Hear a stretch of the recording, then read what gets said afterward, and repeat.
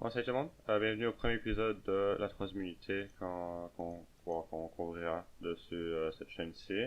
En fait, ça porte encore une fois sur la trigonométrie, mais plutôt par rapport au graphique, etc. C'est par rapport, c'est une costanée graphique de ces fonctions-ci, etc.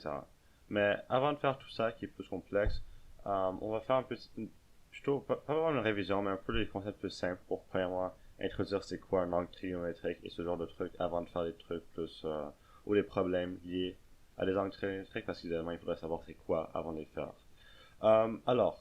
C'est quoi un angle trigonométrique? Alors, premièrement, un angle trigonométrique c'est un angle et en fait c'est composé de trois parties.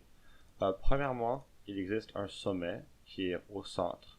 En fait, si on a un graphique ici, alors ça serait genre 1, 2, 3, moins 1, 2, 3. Ah, mais en fait, ça serait 0, 0. Alors, en fait, le sommet, il se trouve toujours à l'origine, qui est 0, 0. Alors, c'est ça.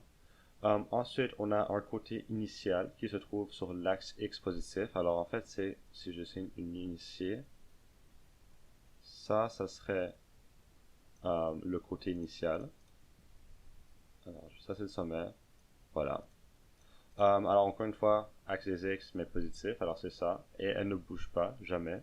Et finalement, un côté terminal, en fait, genre, où se retrouve l'angle. Alors, par exemple, si on a un angle je sais pas, de 110 degrés, ça veut dire que notre angle, il sera 80-20 degrés. Alors, du coup, il sera un peu comme ça. Je vais mettre une flèche pour clarifier.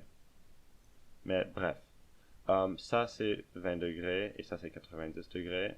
Alors du coup c'est un angle entier de 180 ou de 110 degrés. Alors du coup ça c'est bel et bien l'angle, le côté terminal, côté initial et le sommet. Alors ça c'est les trois parties d'un angle trigonométrique. On peut bien sûr faire un autre exemple. Euh, alors on a le sommet ici, l'angle le côté initial qui se retrouve toujours ici. Et si on fait 360 degrés, en fait, on fera 90, 180, 280, 70 et 360. Alors du coup, en fait, on se retrouverait, en fait, même place qu'on était auparavant. On n'a pas vraiment besoin de dessiner une ligne. Je vais mettre la flèche pour dire qu'en fait, la ligne, elle se retrouve ici, enfin. Mais voilà. Ici, en fait, la ligne serait comme ça et ici, elle serait comme ça.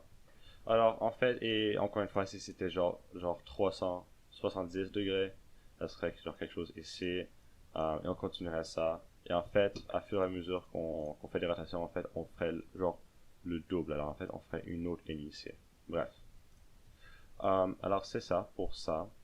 En fait, par rapport au fait de faire des tours entiers, alors 360 degrés, en fait, quand on effectue une rotation de 360 degrés dans la révolution de sens contraire des aiguilles, en fait, ça veut dire qu'on fait une rotation, ou une révolution, désolé. Alors, une révolution. Alors, du coup, pour celui de 360 degrés, en fait, on dirait qu'on a fait une révolution, parce qu'en fait, on a commencé au même point, on est revenu au même point. Par exemple, si j'étais pour faire un angle comme ça, par exemple, on dirait que j'ai fait une révolution et 45 degrés.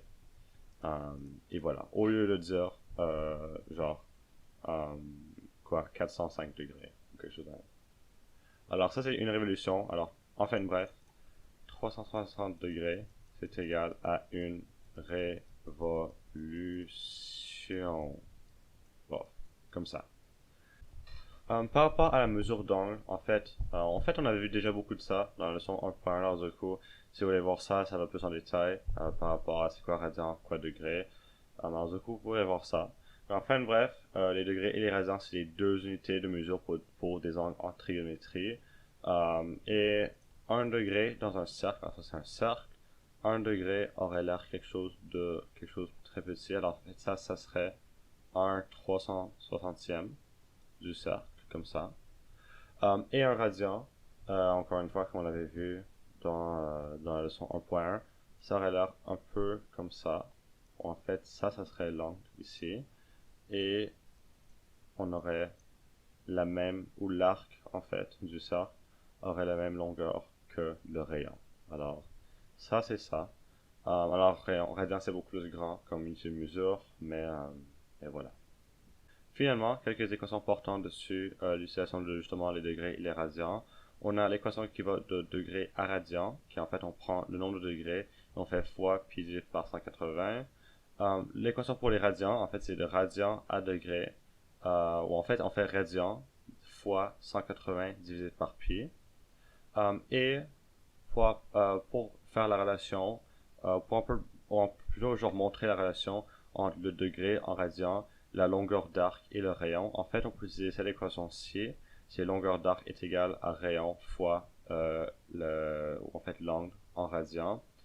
Et bien sûr, si on veut trouver genre le rayon, on peut toujours faire diviser par le θ, diviser par θ, c'est-à-dire qu'on peut isoler pour R, etc. Mais en fin de compte, ça c'est l'équation qu'on utilise euh, pour faire l'équation ou pour montrer la relation entre ça. Et merci.